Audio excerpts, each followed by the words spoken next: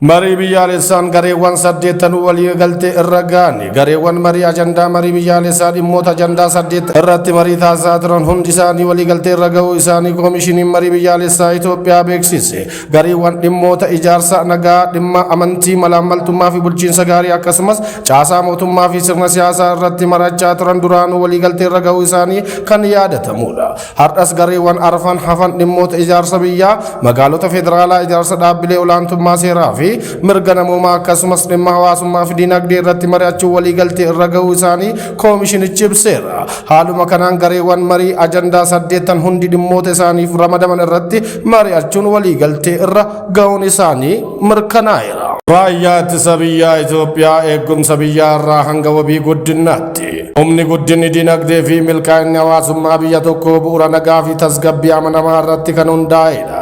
Kanaan wal qabatee raayyaa ittisa biyyaa Itoophiyaa daangaa fi birmadummaa biyyaa eeguu bira darbee nagaa uummataa mirkaneessuu, abjuu boruu dhugoomsuu fi riqicha murteessaa guddina biyyaa ta'uun tajaajilaa jira. Dhaabbanni kun gaachana uummataa fi biyyaa ta'uudhaan nagaa eeguu fi tasgabbii cimsuun badhaadhina biyyaalessaa mirkaneessuuf carraaqqii taasisuu keessatti lubbuu isaas wareegaa jira.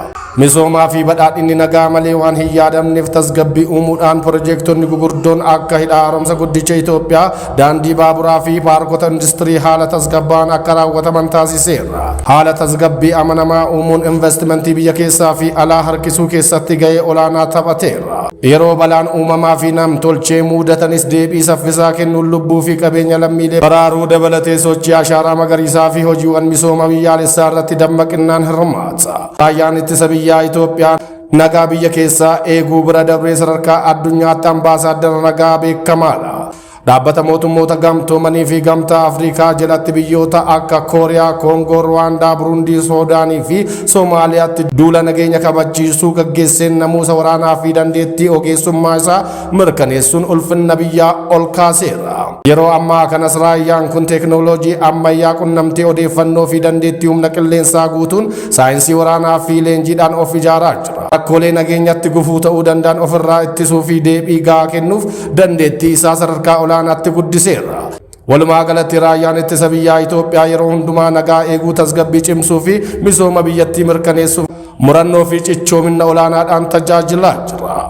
Karoorri sosochii faalama naannoo hir'isuu marsaa sadaffaan bulchiinsa magaalaa Shaashamanneetti mata duree Itoophiyaa Oromiyaa Shaashamannee qulqulluu haa uumnu jedhuun waltajjiin marii taa'ame. Waltajjiin marii kun sosochii hubannoo uumuu, ittisa faalama sagalee fi gataa jajjabaa irratti qooda fudhattoota qaamolee nageenyaa, dambii kabachiistota, hooggantoota, hojii gaggeessitoota, manneen qopheessaa magaalaa, kutaalee magaalichaa fi aanaalee hirmaachisuun gaggeeffameera. Gaafatamaan waajjira abbaa taayitaa fi eegumsa naannoo magaalaa Shaashamannee obbo Baldaa Galatoo akka dubbatanitti hawaasni magaalichaa jijjiirama amalaa fiduun magaalaa qulqulluu pilaanii ammayyaan ijaaramte, teeknooloojiin deeggaramtee fi jiruuf jireenya lammiileetiif mijattuu taate uumuuf magaalaa faalamaa fi balfarraa bilisa taate uumuun sochiin kun gahee olaanaa qabaachuu himan. Itti aanaan hojii gaggeessaa fi itti gaafatamaan damee tajaajilaa mana qopheessaa bulchiinsa magaalaa Shaashamannee obbo Gabbitaa Waarituu gama isaaniitiin faalama naannoo xiqqeessuun ofirraa eegala waan ta'eef nama dhuunfaa, dhaabbileen adda addaa fi qaamoleen hawaasa magaalaa qulqulluu